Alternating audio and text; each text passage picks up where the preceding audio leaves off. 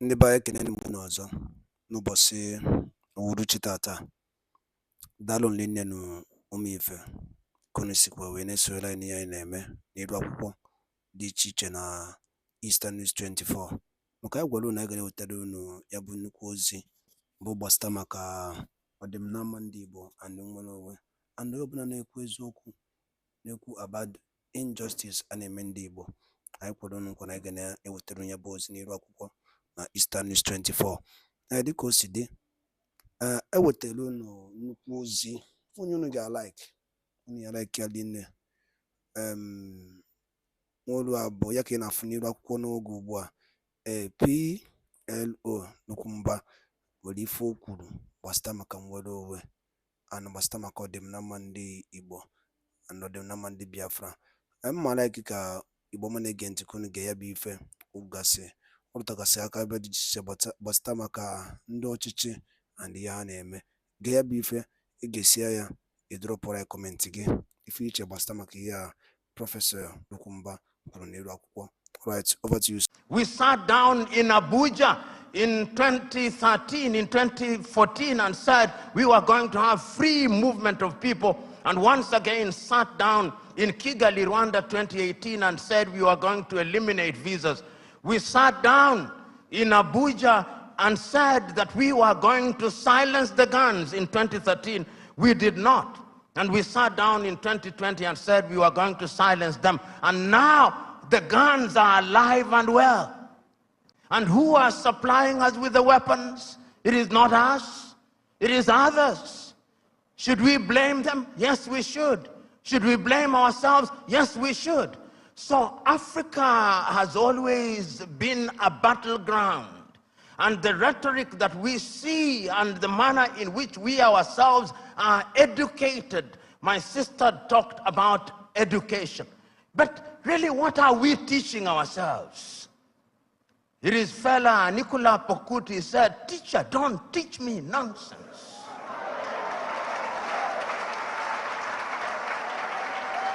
And I'm suggesting to us that most of us, including most of us who are here, we are so very thoroughly miseducated that what we must do is to unlearn the burden that we have in our mind.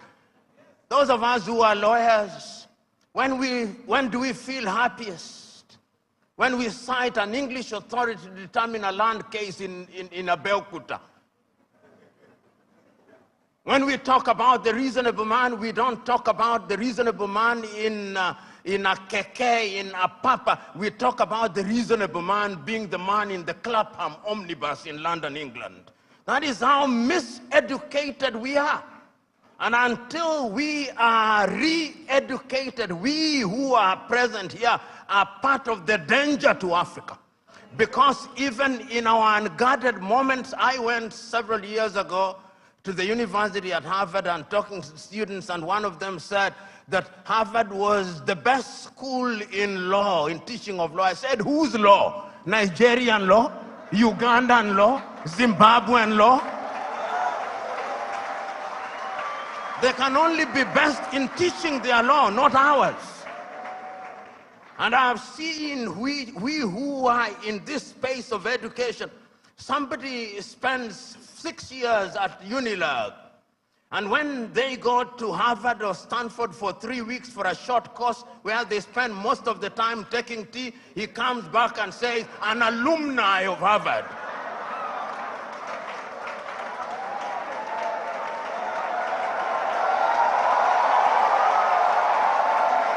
So the time is now.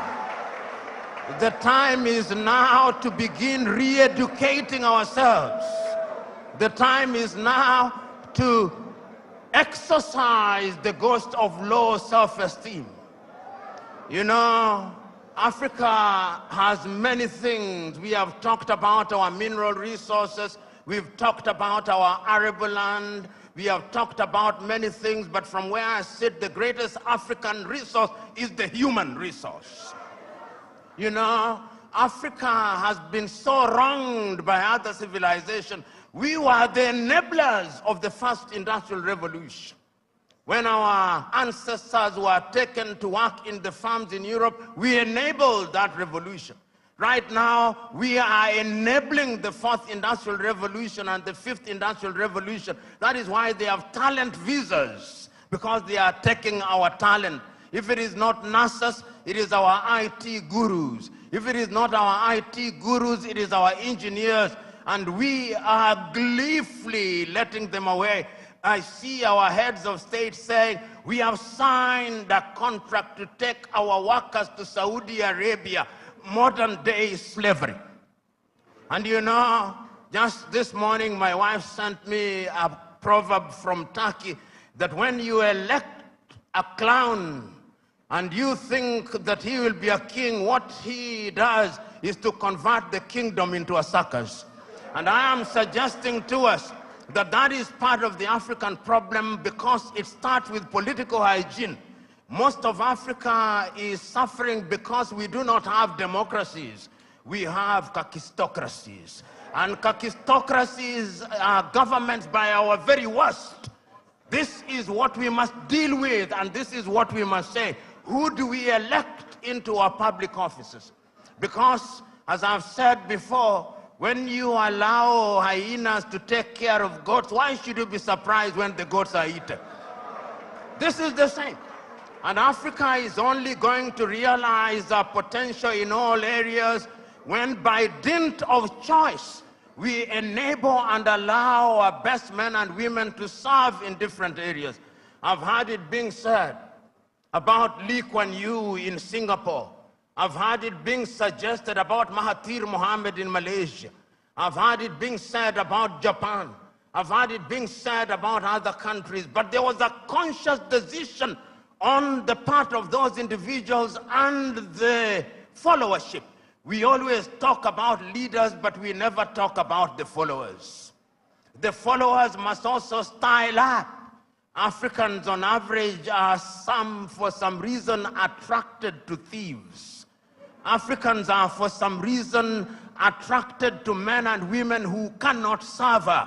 And when they are not served, then they complain. When Africans are told, choose you now whom we shall release, Jesus of Nazareth or Barabbas, they say, release Barabbas. And when Barabbas behaves like Barabbas, they say, why are you not behaving like Christ? It cannot be done. And this is what we must do. And I am submitting to us that it can be done and it should be done. I know a number of African countries, and I travel this continent sufficiently to know that there are African countries that are doing well. They are trying. There is no nation without trials and tribulation.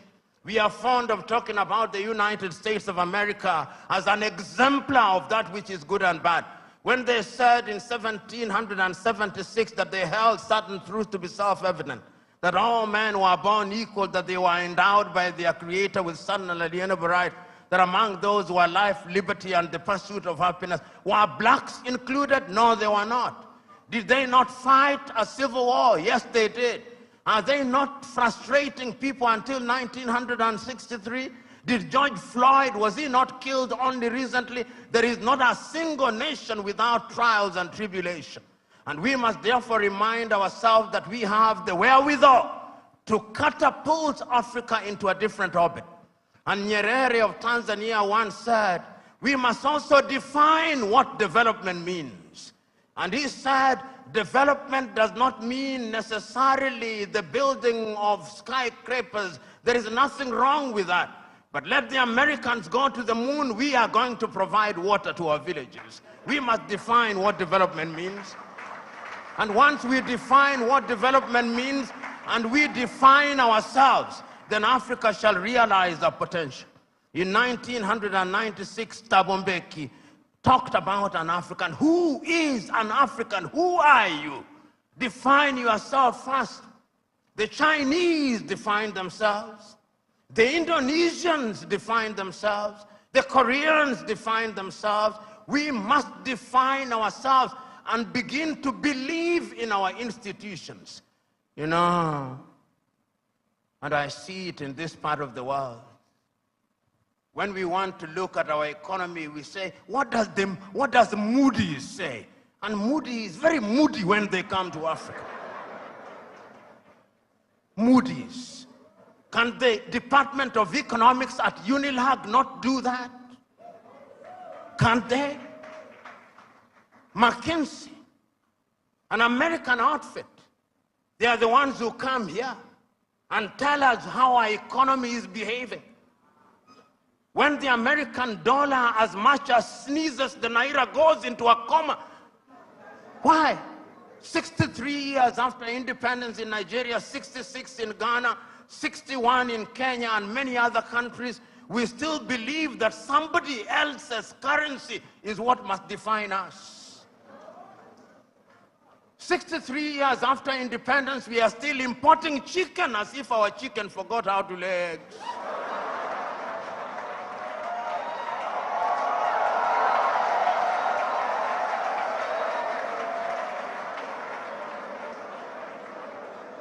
The time is now for Africa to ask fundamental questions.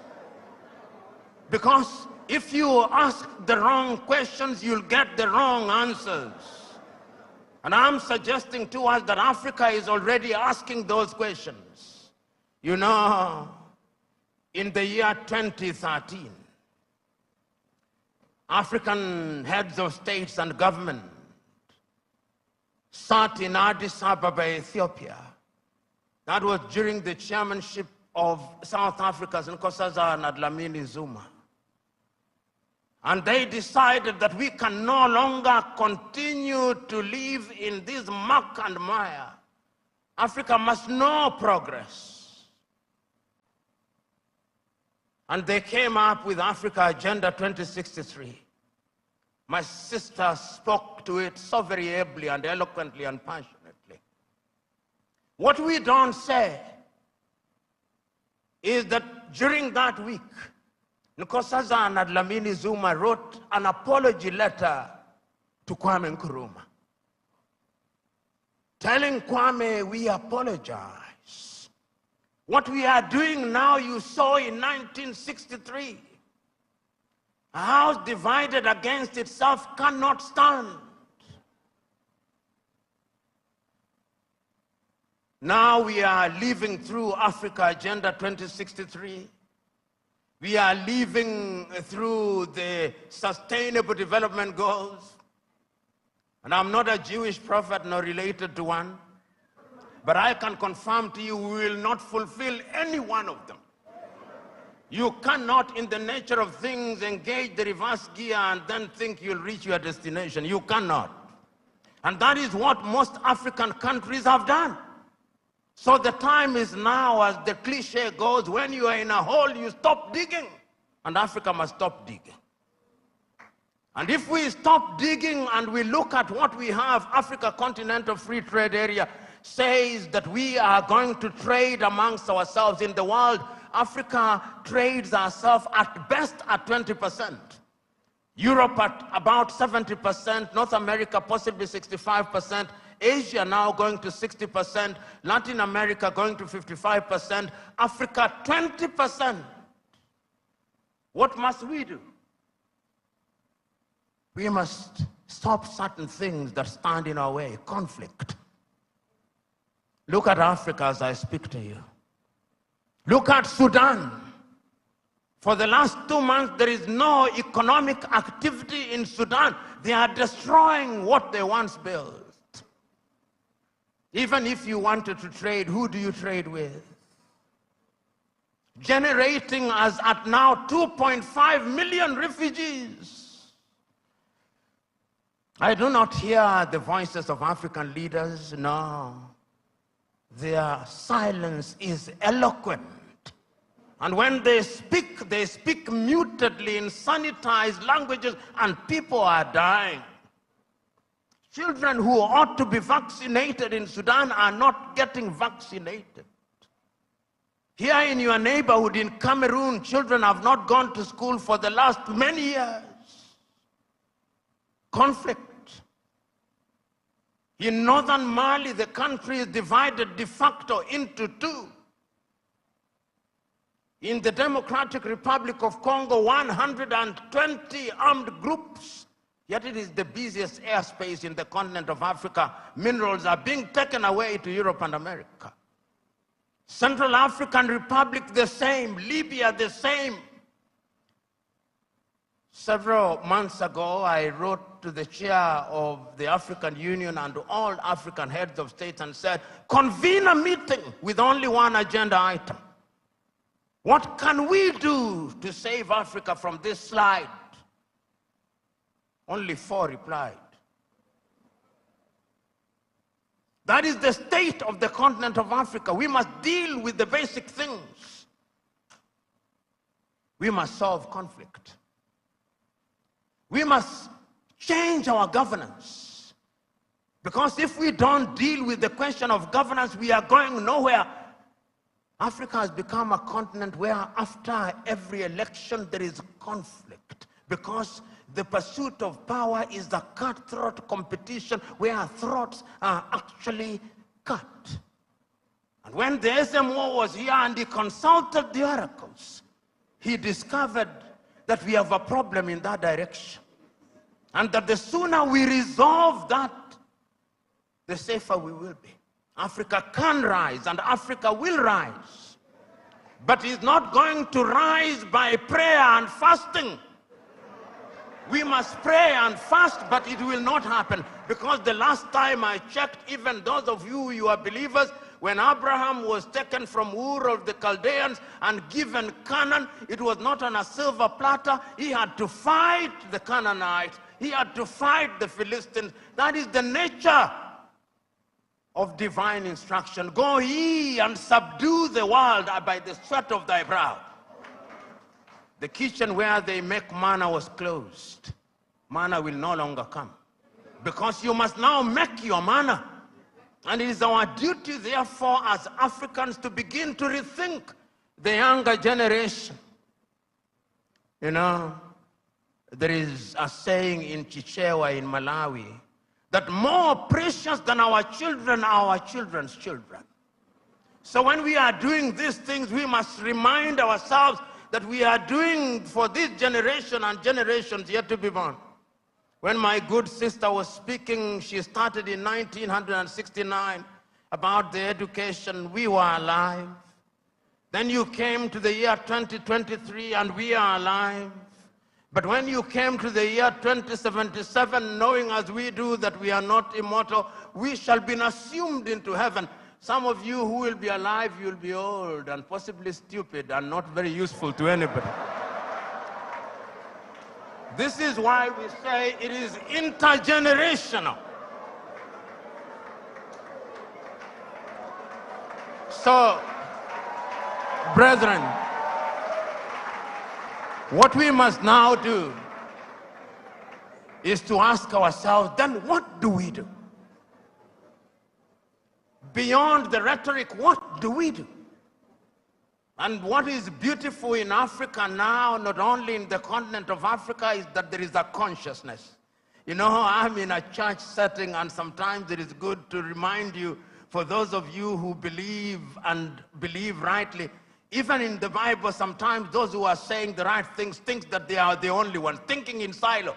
You remember Elijah going and saying, but Lord, I'm the only one who has not bowed to Baal. He was told, no, there are 7,000 others. And as I travel across Africa, there are 7,000 others. Today I've seen many of them. Today I've had the honor and privilege of listening to many of them. One enlightened more than the other. One more passionate than the other, talking about what we can do. And talking about the place of Nigeria in that space. Times without number have talked about Nigeria and reminded Nigerians that the day you become great, that is the day Africa becomes great. When I hear in Nigeria economists and politicians telling me that the GDP of Nigeria is 500 billion United States dollars, and that therefore it is the biggest economy in the world, I am reminded of the words of Yoweri Kaguta Museveni, my friend, when he says, in a debate between dwarfs, what is the value of one dwarf saying I'm taller than the other dwarfs?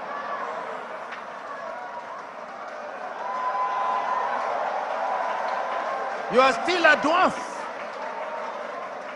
This Nigeria is capable in 5 years of becoming a 3 trillion GDP economy. The fundamentals are there. Talk of human resource. And I think it is, my sister, you go to anywhere in the world, tell me, engineering, artificial intelligence, space, Nigerians. The saying goes, if you go to any part of the world and you do not find a Nigerian, run away from there. Because there is nothing to be done there. It is these Nigerians who will move the country. I keep on reminding my Nigerian friends, you say you are 220 million. No, you are not. I suspect you are 300 million. And if my suspicion is correct, you owe this region and this continent the talent. You know, when people talk about instability in Nigeria, I ask them, can you handle refugees from Nigeria? Can you? You cannot. They'll overwhelm the entire West Africa. So it is in Africans' genuine desire that Nigeria remains great and becomes great. All the ingredients are there. Writing in 1983, Chinua Achebe, in his book, The Trouble with Nigeria, said that it is simply and squarely a problem of leadership. That is an African problem, and I also want to say it is also a problem of followership. Before the Ezemwe started speaking, he talked about what is expected of him in the village. When you are appointed into a public office in Africa, they actually expect you to be a thief. And if you don't steal, they say you are not wise. So in the minds of many people in Africa, Abuja and Lagos are hunting grounds where they send their sons and daughters to steal, to take antelopes, which they share in the village. That thinking must change, because service for humanity is what we must look at. And I have no doubt in my mind that Africa can do it. When I look at Africa and I look at Nigeria, I see an Africa that is capable of rising because our sons and daughters now present in the continent and even in the diaspora. You go and see the Africans in the diaspora, whether they are in Antigua and Barbuda, and my good friend here, the ambassador of Antigua and Barbuda, Wallace Williams, Trinidad and Tobago, will agree with me in that regard. You go to St. Vincent's and Grenadines, you go to Jamaica, everybody now wants to come and invest in Africa. But we must make the circumstances right. And the by Dalon Lineno, I couldn't say, we gave me money. I do it here, no, and you oh, when they can baseball mother, mana Buddha's word. But I didn't in a baseball mother, because the car was in the name Arno, no Buddha. One watch year Galagan, the former governor of Benue State, Nikuniwakwa. No. He supported Peter Obi, but one night work. And the Mboyani no book away better Nigeria and China game enjoy. Mananda Simba na alo. No nye bwechi no bada balo. Keko nye bogechi bwechi. Okay. Ewono chichinyuni. Or maybe 1 month. As in, sorry. Or maybe 1 year. In your no chichi. Everything. Price of commodity now go very high. Everything and all note ukwoje. Pharmacies nebe. Ajụjụ mbụrụ si, ule mgbe ka anyị ga-emegide nụ ịtụ vootu a and inye ndị ọchịchị a obodo a dị mma? Ebe ahụ jụ nchọrọ ịjụ, and biko na ụmụchukwu Igbo mụ na-ege ntị na-esonyere m n'ihe na-eme n'iru akwụkwọ na Eastern News 24. Mma chukwu nụ Sam ya bụ ife. The primary view or the primary dream, desire for Mazi Nnamdi Kanu is for the betterment of you and your children's future. Oge amụrụ anyị, uteela a na-agụrụ anyị youth is the leaders of tomorrow. Mpa anyị amụga anyị mụsịa anyị a na-eche na ka bụ leader of tomorrow. Ọ bụrụ onye tọrọ mpa anyị mụrụ anyị bụ ihe were ọchịchị wee nye. Kezi the future of the youth n'obodo a? Kedi the future of that nwa anyị na-amụ ịchọrọ a better future n'obodo a? Biko ọ bụrụ na anụ unu m na kọmentị m ife na comment section below, because ebe ife wezi ka ọ dị. Ana m eje even gwa na nwoke bụ onye military man bụ nyefe ndị amị, ịnọ na barracks ego one ka a na-akwụ gị, iburu egbe na-eko na maternity poor masses, condition ga-akarị agụ akwụọ gị 50,000 in a month, the ordinary recruit. Ego one ka ị na-spend na your family niile. One bag of rice abụ ego one. Ngwa ibiri egbe si gị na gị ga-eji stọpụ ndị a na-eme protest ka ọ dịrị ezinụlọ gị na mma, na gị ji gba afọ egbe, iburu egbe ike ọkọ na-agba agwa ịgbasi gị egbe. How far?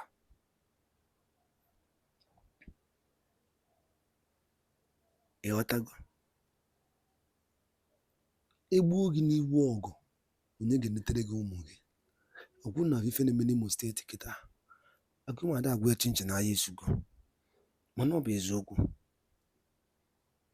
Ọ gịnị na-eme na anyị? Insecurity everywhere. Ebe na-eti who will save us, mana ọ bụ ife Maazị Nnamdi Kanu kwuru. If na ngwara nwoke bụ onye amị ga-akpọ onwe gị meeting, gwa onwe gị eziokwu, mana obodo a likere gị.